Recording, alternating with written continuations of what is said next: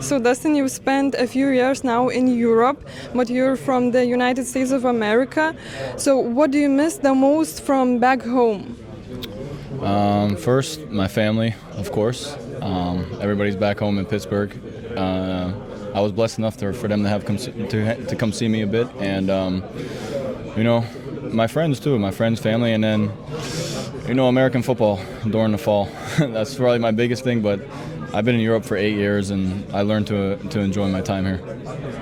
And when you started playing basketball, did you know that you would become a professional player, or did that come up later? That was always the dream. My dad and my mom kind of instilled me that I was the greatest ever. They put this kind of delusion in my head early, and I always thought that I was going to be able to be a professional in some type of way. And to be able to play like this in front of these fans in Europe is special. So I never thought it'd be like this. I just maybe had a dream of it, but to see it come to fruition is, it's a dream come true. And do you remember the moment you really fell in love with the most with basketball? Basketball has been fun. It's always been, in my life. I've been playing since I was 2 years old at the Boys and Girls Club in the States. So basketball is always my favorite because I like to practice.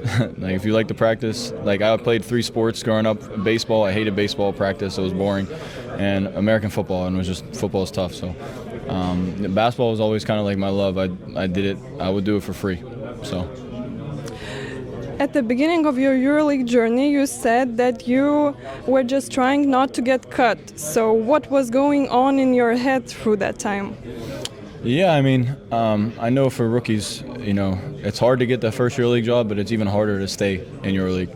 So my goal was just to be able to stay and have a role for this year and then see what happens the next year. So, all this I didn't really expect. I just was focused on myself. I didn't understand what our expectation was. I just knew my expectations of myself was to play hard, to play tough, and if I was going to get cut, I was going to go get cut fighting, on the court. So, that's it's maybe toxic, but that's kind of always my mindset is kind of like I didn't kind of fear. I'm always fearful of something, not in a good way. Like I didn't pack my bags until like the 3rd month. So like I have this, maybe this is a good mentality, maybe it's something I need to lose after basketball, but it's been working for me so far. And was there a moment in your career that when you really doubted if something would work out? I wouldn't say I ever doubted it. There was times in my career, in Paris, I got cut in Paris for halfway through the season, where I was there for 5 years and the captain. So there was tough times like this, but those moments only made me tougher to be able to endure anything else, because now I'm playing EuroLeague. It's a dream. So if I have a bad moment in EuroLeague, I know it's not as tough as that bad moment in Paris when I was at my lowest and going to Germany on a last place team. So I'm blessed to be doing it right now. I'm blessed to be healthy. My family watching me, everybody's healthy. So it's just a dream to be doing what I'm doing right now. And you've said that your work is not always seen in the stats. So how important is it for you to feel appreciated for these things? I would do it whether I'm appreciated or not. But that's why it's so special here, because the fans, they know basketball. They see the effort. I got told by multiple fans if they would play basketball to be like me. So, you have that kind of, love from the fans, from the staff, the organization. They understand how hard I play day in and day out, whether it's practice, whether I put in extra work. And, it goes a long way when it's appreciated. You want to do it more and more. So that's why I want to stay here, and that's why I've been loving playing here. And people say you're a very hard-working guy. So do you see yourself like that? And how would you describe yourself as a person? Yeah, as a person, I would say I'm very curious. I'm a curious person. I am hardworking. And I kind of developed different systems, I guess you would say. Like basketball, my system for basketball is set in stone. My system outside of basketball is, I have a certain routine. So I just basically develop systems to where I don't think whether I want to do it or not do it. I just do it, and it's not like I don't want to do it today. I miss a day. No, it's like the same routine every day, no variations, and and I enjoy doing it. So it's the easiest thing for me to do. And quick questions about your team. So, who do you think talks the most in the locker room? I think everybody knows that's me. So yeah. And who is the funniest? Savitas, who's the funniest? He knows I'm the funniest. Because I talk the most, volume. I'm a volume shooter. So I'm also the funniest, and I also have the worst jokes. So on the other hand, who is the most serious then? Ole, for sure. Why? Ole, he's like this all the, like Gru, He's locked in.